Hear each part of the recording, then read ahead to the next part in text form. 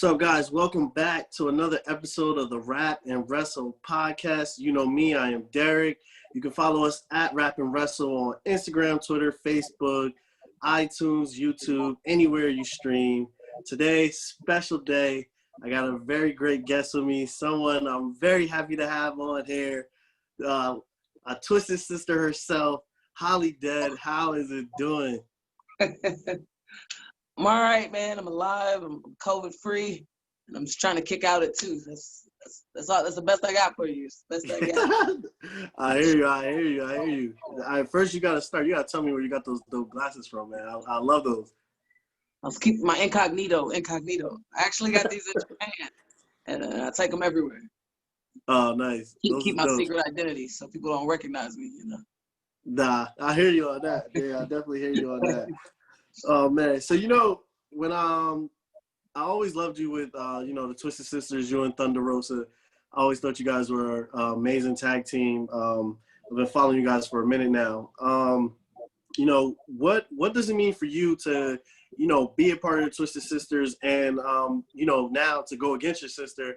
I saw you competed against Thunder Rosa as well. You've teamed with her. Like, what does it just mean to see both of you guys progress and be able to compete together and against each other? I appreciate all of that and all the support we always get for Twisted Sisters. I think people actually forget or don't know that we both started out as singles competitors. We came together as a tag team, still did our singles things, and now we're more so focusing on that singles things. But at the time, when we started the tag team, it was great because before that, we were constantly fighting each other, rivalry. And then it's like you and your best friends, like, let's beat each other up. Let's do this together. Beat some other motherfuckers up. Let's do that. It's like, it's hard to find like real genuine friends in this business. So anytime you presented an opportunity to do something you love, like with like your true friend, I feel like those are the greatest times you have in this business. So anybody that gets a chance to do that, like relish in those moments, cherish them, because next day somebody's off, winning NWA titles, doing their thing. So, but gotta love it. Love to see Sis shine and do her thing. We're always doing our thing, tag team, but we started off as singles. We're still singles competitors, If the wrestling gods bring us back together to do something, we'll do something. If not, we're always supporting each other in our own individual careers, for sure. Yeah, definitely. Yeah, big shout out to Thunder Rosa, doing good things. Big shout outs to you as well, doing great things. Some of us, we wish we could beat our best friends up. So you prefer beating her up, or do you prefer her being on your team beating other people up? No. Like, okay, see, for me, my whole thing is like, I feel like people forget that I am a singles competitor. Again, started out singles competitor, still singles competitor. But right now, I would say beating her up just because, just because as a singles competitor, like, I want the best of the best. Like, I want the best competition. I want people that think they are the best, that know that they're the shit in the ring. Like, that's who I want to work. Like, because I know I'm top tier talent, flat out. You record that, screenshot it. I know I am, and I feel like you put me in the ring with top tier talent any day of the week, we're gonna give you a fucking 5-star match. So for me, I would like more singles matches with top tier workers.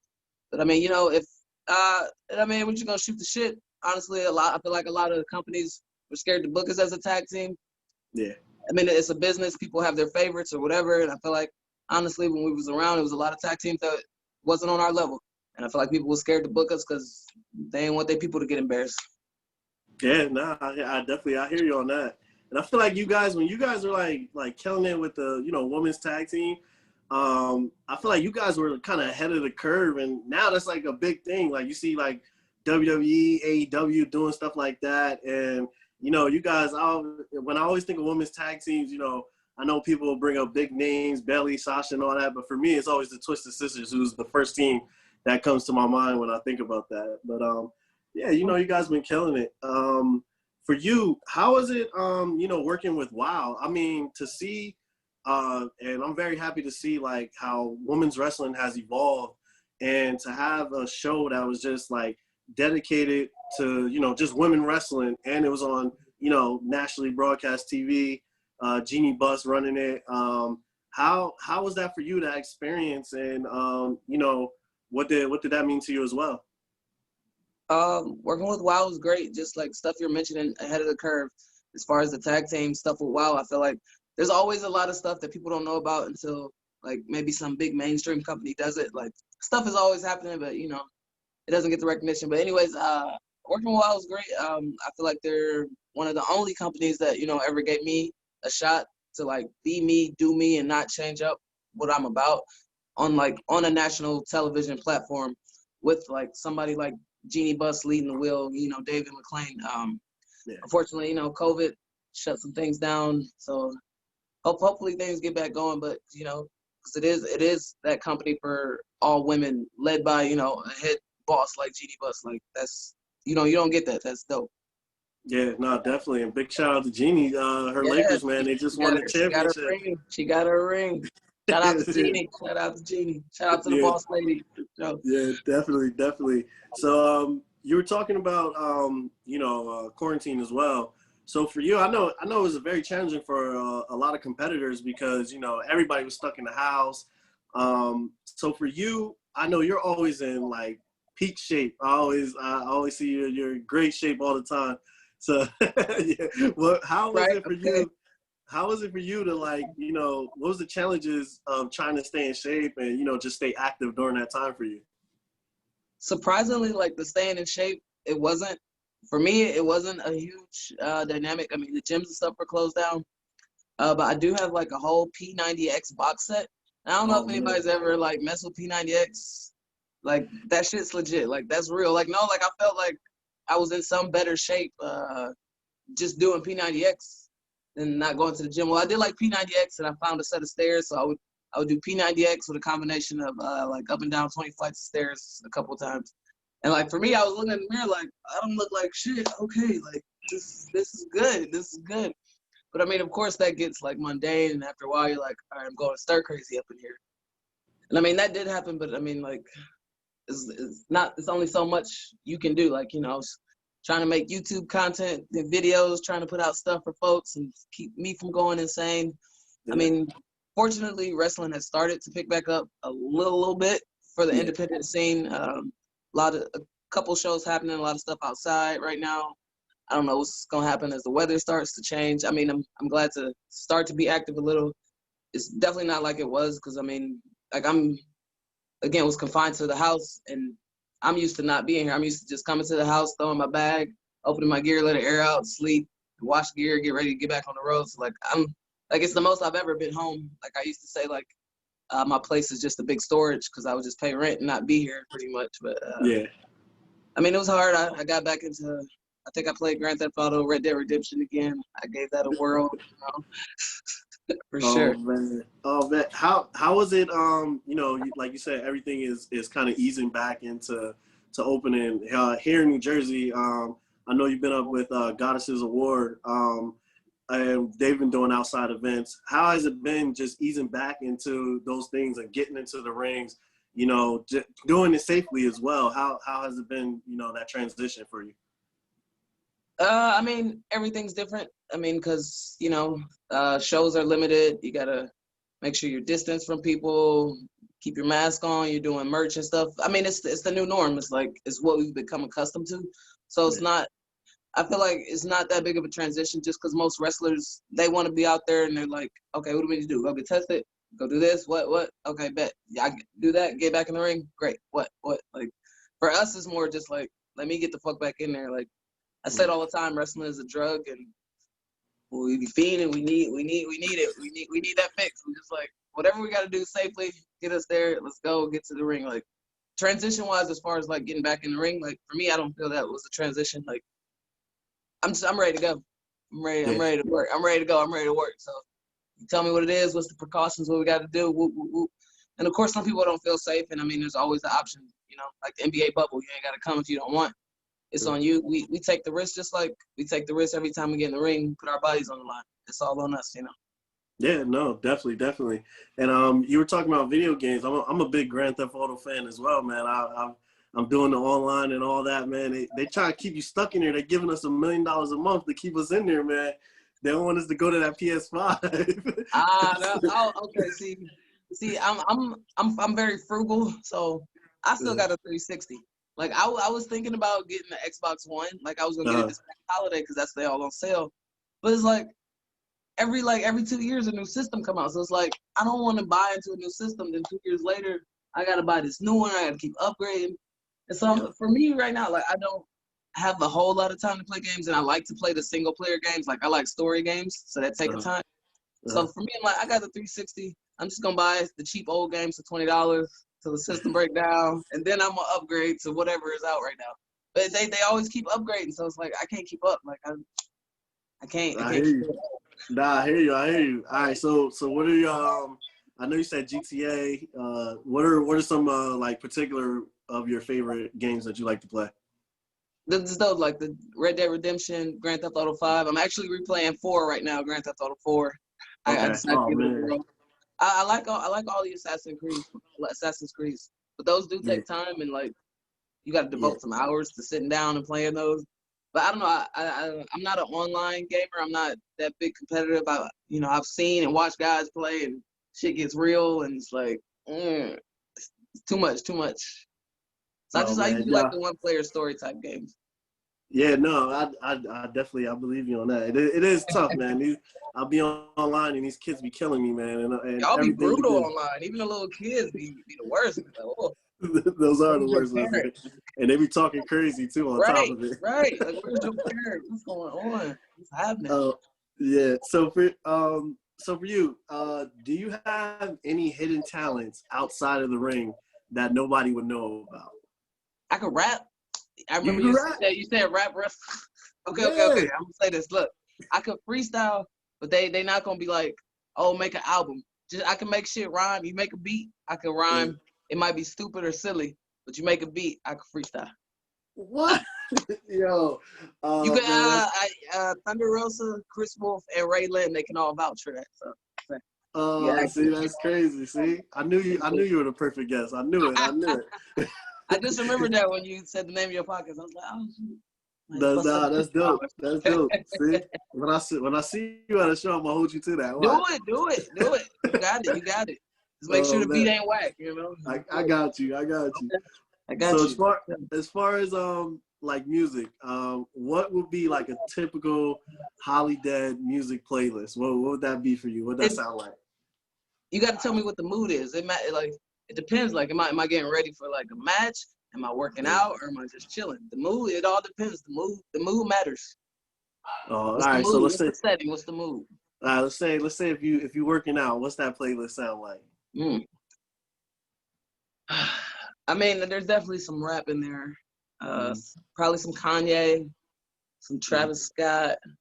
Okay. Depending on, I might go to that 2000s hip hop Pandora station. They got a lot of Lil Jon and just start getting, Yeah, crazy. Get you hyped up. Yeah. All right, cool. All right, I'll ask you one more. Let's say, because I know how it is, that Sunday morning cleaning the house music. What that playlist sound like for you? Well, that's probably we turning on the '80s Pandora R&B station. You got the Anita Baker going on there, some Sade, some Tina Marie. Some Earth, Wind, and Fire.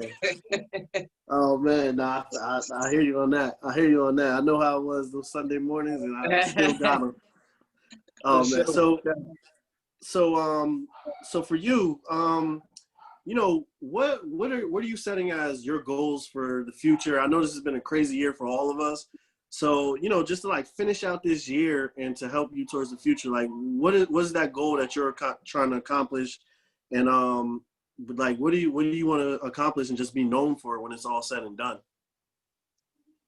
As far as this year, it's really hard to say. I know a lot of us had our years planned out, and then COVID came along and like changed up a lot. Like I was supposed to do like a couple European tours. I was supposed to go to Asia, do some tapings with WoW. So like obviously not going anywhere internationally right now. So like it's hard to say as far as the year. I mean, like when it happened, when the pandemic first happened, I was actually in Europe, and I just started watching all my bookings just like cancel. And so just as we're finishing the year, like I'm honestly just happy to have like independent wrestling shows coming back and be able to be booked.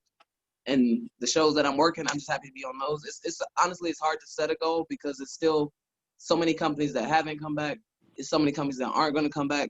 And overseas is something I want to do a lot. And they're not hardly even running shows right now. So it's hard to say, you know, as far as finishing the year out, wrestling goes. I don't know. I mean, like, my goal for me was just to be a professional wrestler. When I say professional wrestler, like, I get paid for this. This is what I do for a living. And I feel like the term when somebody says indie wrestler, like that, sometimes it gets like a slate on it. It's like, oh, you're an indie wrestler. It's like, I'm a professional wrestler. Like, this is my job. This pays my bills, nothing else. Like, this is my livelihood. Like, so I don't know, maybe that a goal, like, again, I'm still a professional wrestler. Maybe a goal, just have some respect on that. Like, I would love for my name to get respect and recognition. I don't want to say deserve, because you don't deserve shit in this business. The business owes you nothing. Okay, I'm trying to, how do I put this without sounding,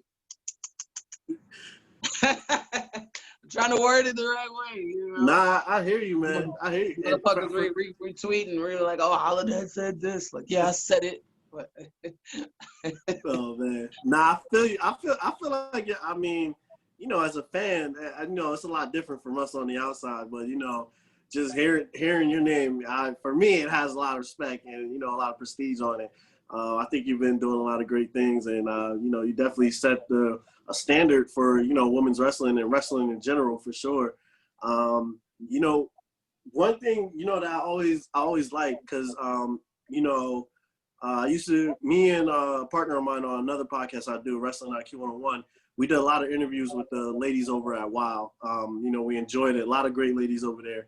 One thing that I always liked about you, I feel like with WOW, they kind of altered their characters a little bit, but you, it was like it was just you. You know what I mean? It was like it was Holidead when I seen her, Holidead on TV. And that's why I said I gotta give a shout out to WOW. Like, I feel like they're the only company on like a national television platform that have given me the opportunity to do me.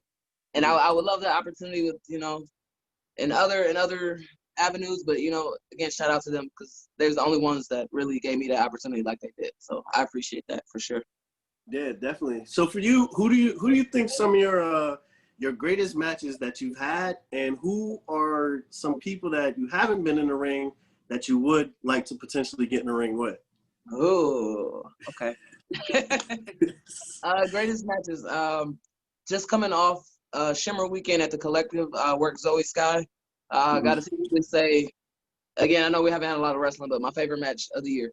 I've been tweeting about it a lot, and I said something like, you know, that's what happens when a company lets you off the leash against like top tier workers.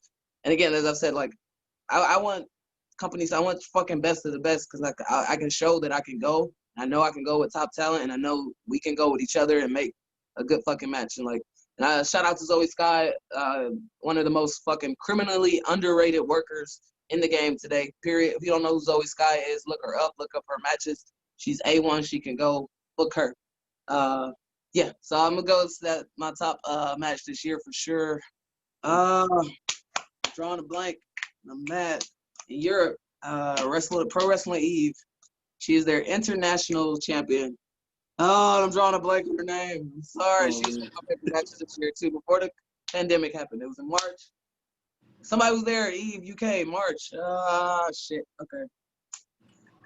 Okay, but some of the people I would like to face, I never got a chance to work Mercedes Martinez. Shared many a locker with her. Great person, great leader. Love her, respect for her, everything.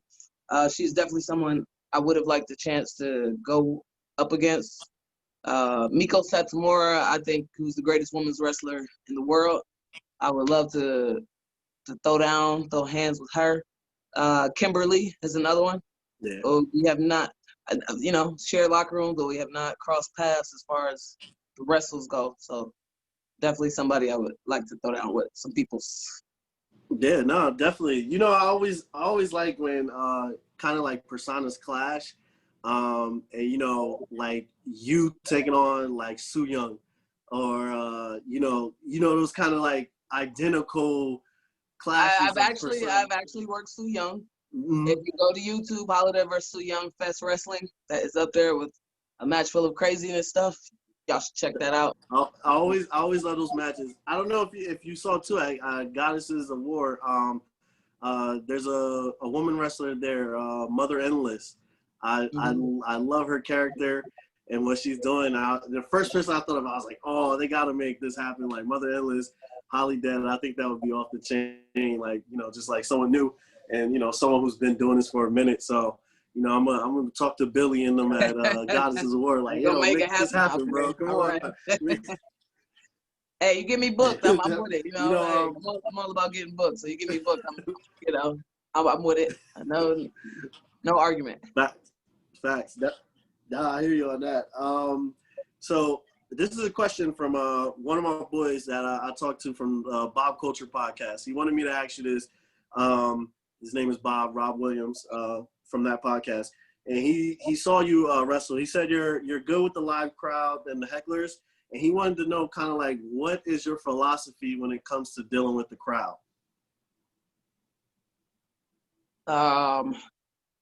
Treat them like they're there. Like, especially in independent wrestling, it's more intimate. You're closer than like if you're at WWE and it's a big arena or whatever. I mean, just stuff I learned from training. You always acknowledge the crowd. Like sometimes I watch matches in the back and it's like it's a good match, but nobody's interacting with the crowd. And it's like the crowd is there and they want you to give them something, do something, say something. It's just a little whatever. Like you can't ignore the crowd. Like they're there, and so you always have to acknowledge them. For me, I tell people like when I go to wrestle Holiday mode, it's a flip I switch, and I'm not even fucking kidding. It's a flip. It's a switch. It flips. I can't tell you how it fully activates or whatever, but like when I talk to the crowd and stuff, like I don't plan nothing. Like I just go off what the fuck y'all say. Y'all say something just naturally comes. Like I don't plan nothing. It just, I don't know. It just happens. Whatever. I'm there. Y'all are there, and I'm gonna react. Cause like we can't do this without them. You know, we're not doing the no crowd shows. If we were, that'd be something different. But the crowd is there. Like they are a part of this. We literally can't do this without them. So you have to acknowledge them. Like that's just something I learned in training. Awesome. Yeah, that's a good philosophy to have for sure. You know, something that I always you know, admired and appreciated as well.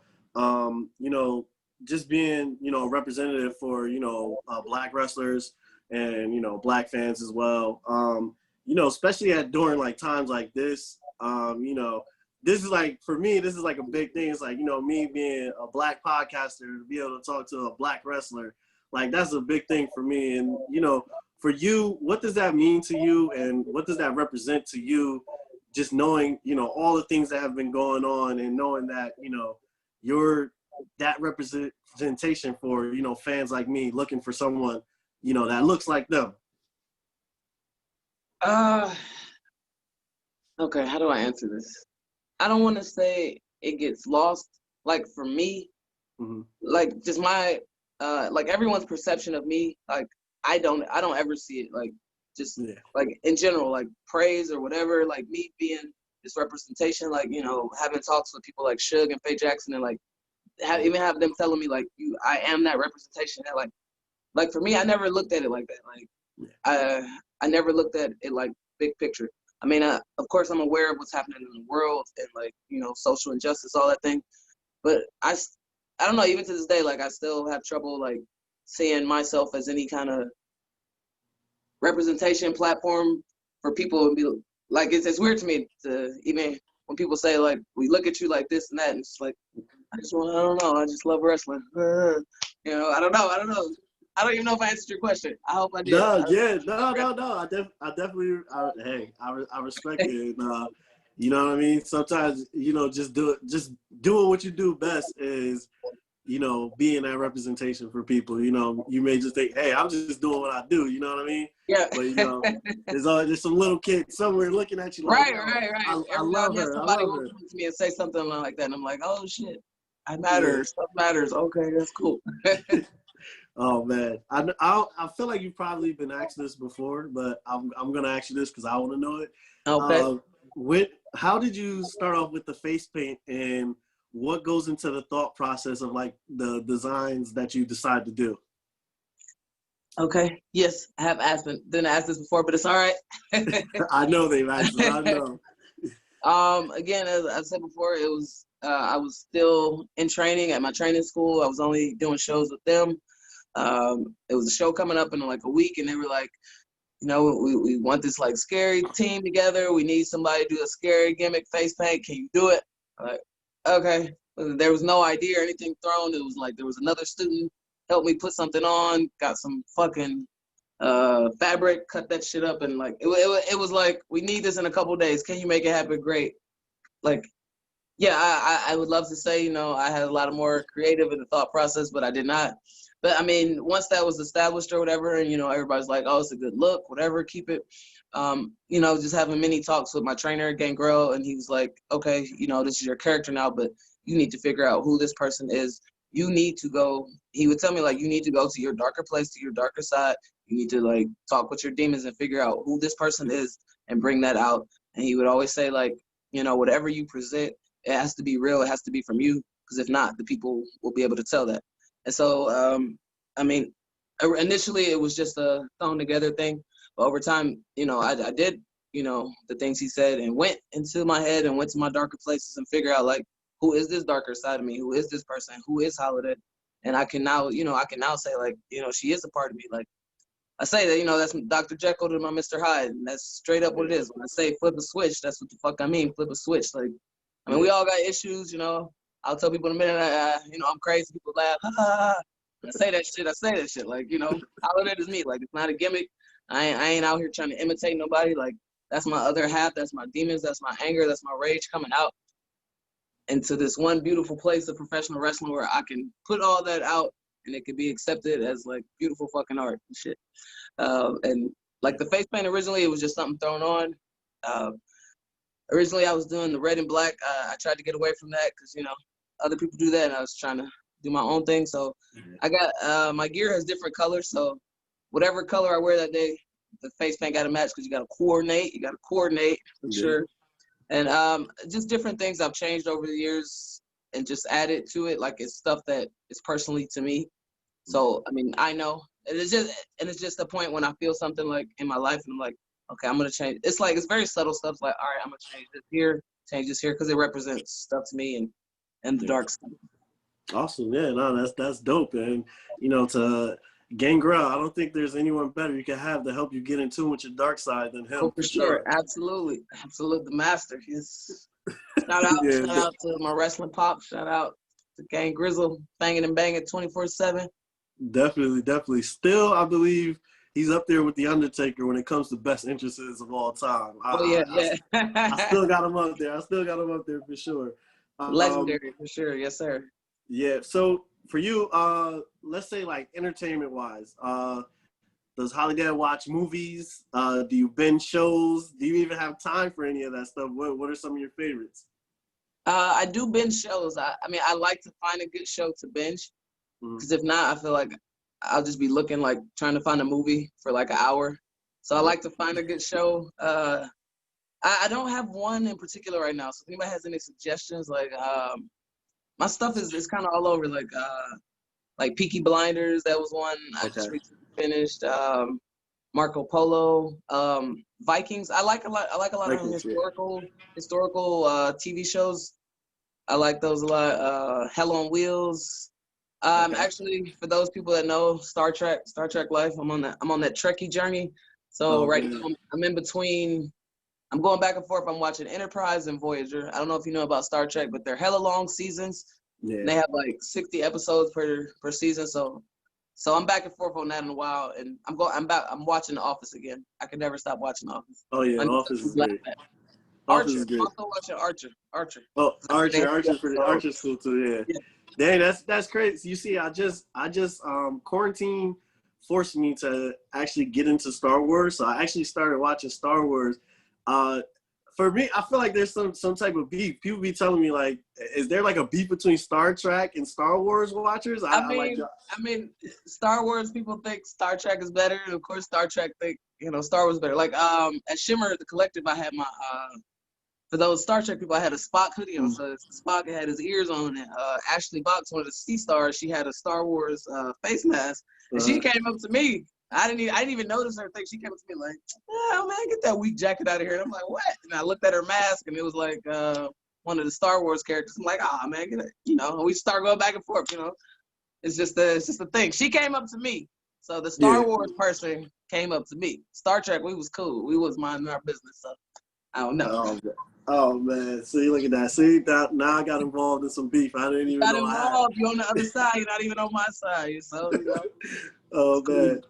Now, since this is the Rap and Wrestle podcast, and you be doing freestyling, and you listen to rap, I need to know, for you, I ask everybody this: who do you think are the top 3 rappers all time?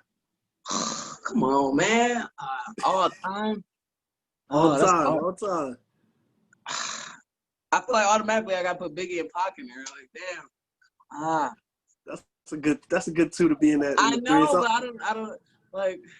Then you gotta debate the third spot between like 10 people. Part of me, like I love Pac, but part of me, like, if you asking me my favorite 3, I was trying to put Biggie in there.